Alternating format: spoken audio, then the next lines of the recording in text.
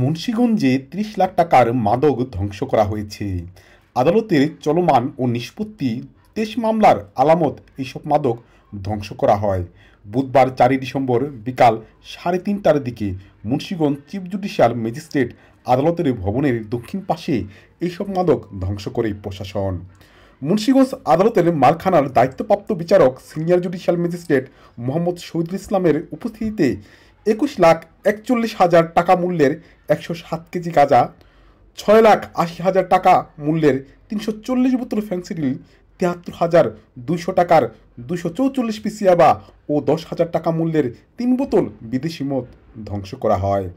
এ সময় বিচারকের উপস্থিতিতে গাঁজা ওজন দিয়ে মেপে আগুনে পুড়িয়ে, ফেন্সিডিল দা দিয়ে কুপিয়ে ও ইয়াবা ট্যাবলেট সহ বিদেশি মদ পানিতে ডুবিয়ে ধ্বংস করা হয়।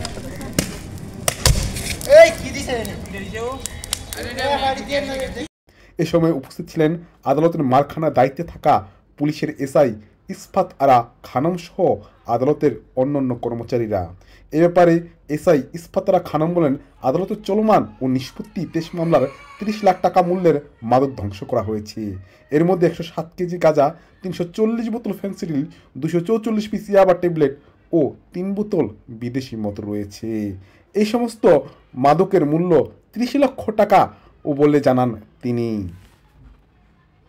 ডেস্ক নিউজ, বিক্রমপুর চিত্র।